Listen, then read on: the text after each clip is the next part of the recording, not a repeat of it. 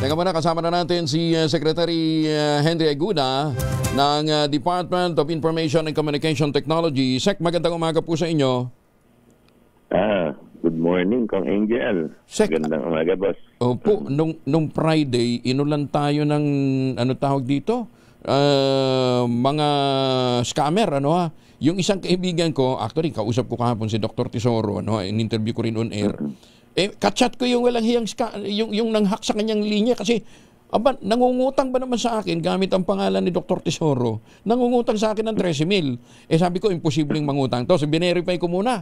Sabi niya, nahack nga siya. Ayun, sinakyan naman namin yung hacker. Sabi ko, saan mo ipapadala? Nagpadala ng numero sa anong pangalan. Tapos, kinulit pa ako. Sabi, hindi ko pa daw pinapadala. So, ibig sabihin, at saka hindi lang ako palang hindi lang pala akong hinihingan itong lokon to, nagtagumpay naman siya. Nakadali siya ng 3,000 doon sa isang kaibigan ni Dr. Tesoro. So, Sec, akala ko bago magpasko matitigil na itong mga katarantaduhan to. Ano talaga, ang pagdating ng Pasko, yan yung peak. Mga 60 to 70% ng mga scammers ngayong Pasko tumitira. Yan na, malapit na yung usually after Thanksgiving. After Thanksgiving, sunod-sunod na yan. Yung pala, Kong, padala mo sa akin yung numero. Napadala mo na ba? Napadala mo sa akin, mag-trace namin kaagad yung tao. Malu. Paki-forward mo nga kay Sec yung yung numero. Ayan, nakapost naman eh. Ayan ha. Pero actually, duda ako kung ito. Pero kasi bagay, kasi receiving end siya eh. So, for sure, kilala niya. Tsaka namomonitor niya eh. Oo. Ayan. So, marami ito. Sa anong numero nga uli yung, yung i-message namin, Sec? Yan. So, tama-tama. 1326 at dict.gov.ph. 1326. Ayan ha. Lahat ng mga biktima nito. Dumadami na ngayon yan, Kong. Dumadami na yung... Pero ang kagandahan lang ngayon, pag nakuha namin yung numero, mabilis na kami with NTC, dire-diretso na sa telco, masasabi na yung pangalan, at yun, pinapa-casing na namin kaagad yan. Okay. Dr. Tesoro, 1326, doon yung ipapadala yung lahat ng impormasyon, para... Tama. Kasi kawawa yung mga... sa kanya walang problema dahil hindi naman siyang nahingan. Yung mga kamag-anak nilang nahingan. Oo. Alam nyo, Kong, ano yan? Mga budel-budel yan. Ang dami nga eh. Yan, old, na yan, tawag yan eh. It's the old style in a new way.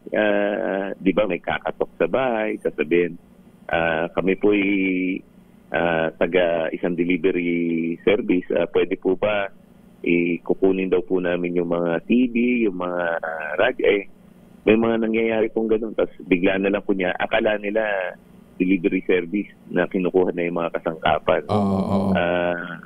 Ganyan na po yan. Hindi pa po tayo digital. May mga ganyan na po nagpapaggap. Ang hindi lang alam karamihan ngayon ng mga scammer, pag gumamit ka ng cellphone dahil sa SIM Registration Act, malalaman namin kung kanino yung SIM yung may-ari. Ito pa, reklamo din ng isang kababayan natin. Nilagay daw yung number niya sa TikTok shop. Ayun, binomba siya ng tawag. Yun naman, privacy issue yan. Pagka may naglagay ng numero mo, ang tawag kasi natin yan, personally identifiable information. Pagka linagay ng ibang tao yan sa internet, at naperwisyo ka, may karapatan ka naman na habulin kung sino man. Kung sino yung naglagay. Anong gagawin nila, Sec? Para dun din, ipadala din sa 1326. Ganun din po. Actually, may dalawa. Pwede nilang dalhin dun sa NTC website. Or, sa amin kasi meron na kaming AI na sumusuyod ng 1326 Or, screen cap nila yung pinost sa social media, screen capture. Tapos again, email nila sa 1326 at dict.gov.ph. Sec, may pending bill ba tayo para mapatawan ng mas mabigat na parusa to yung mga hinayupak na to? Meron po. Meron yung amendment to the cybersecurity, yung anti-cybersecurity crime, at saka yung data privacy law. Pareho po. Sige. Hindi lang para higpitan yung or lakihan yung Multa.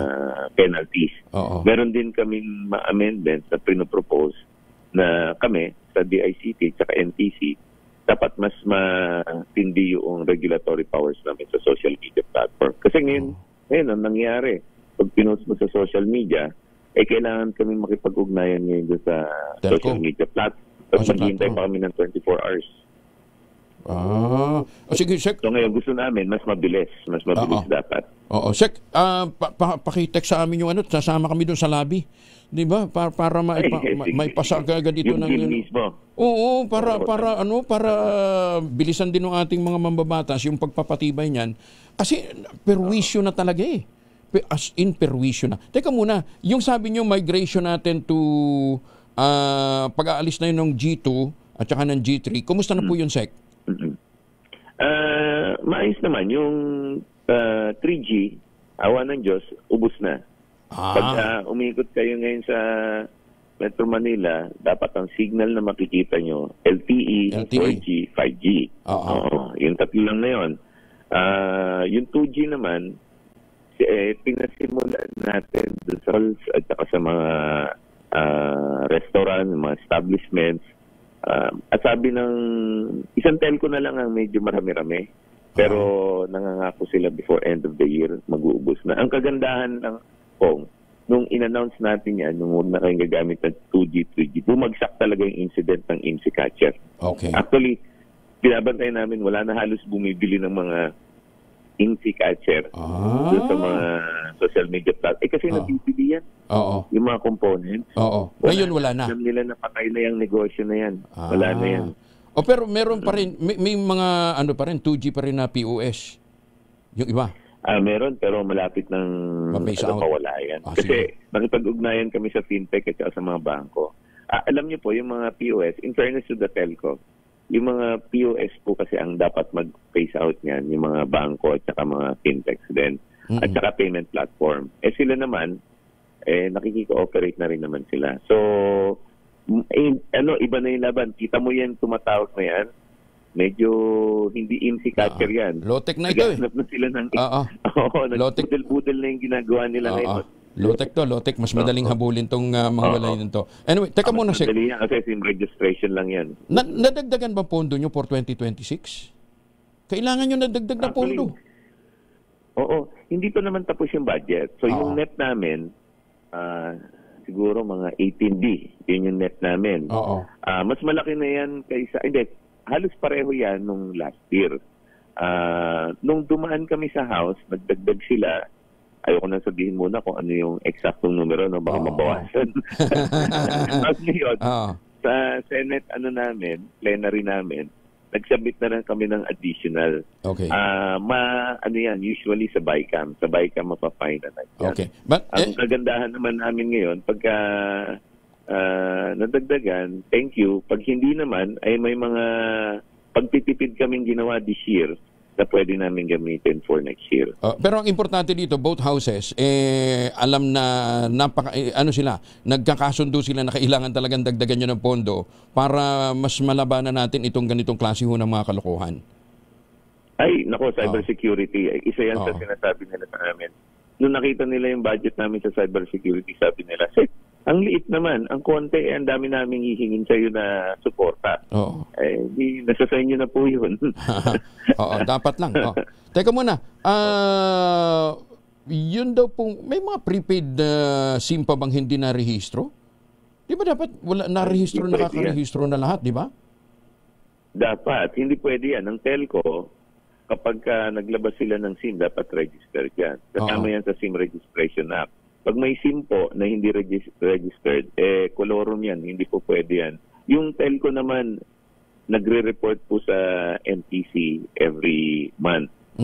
Official report yon. Sa amin naman, sa DICT, kapag meron kaming irineklamo na telepono at tinignan namin yung SIM, nakikita naman namin registered sa may tao. Wala akong...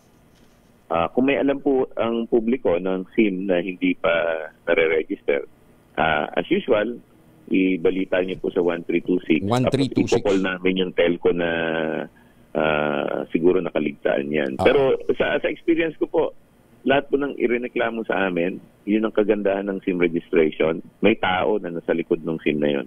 Okay. Anyway, Sec, maraming salamat for joining us at para ho dun sa mga kababayan natin, wag ho kayong maging passive na passive receiver lang ng mga maring impormasyon. Kinakailangan maging active din ho. Kasi hindi matitigil itong ganitong klase ng mga kalokohan kung parang tayo ay mananahimik, di ba? Para natin kinukonsente. Pagka nakatanggap po kayo ng mga ganyang klaseng impormasyon, ipadala ho ninyo sa 1326, dict.gov.ph. dict.gov.ph. Ayan, okay. Basta ang tandaan ho ninyo, madali naman, 1326. Ayan, ha? Hindi ho yan ang taon ng kapanganakan ni Secretary Aguna. Bata pa ho ito. Sek, maraming salamat. Magandang umaga po. Thank you. Anytime ko. Magandang umaga. Si Secretary Henry Aguna ng DICT. Magan.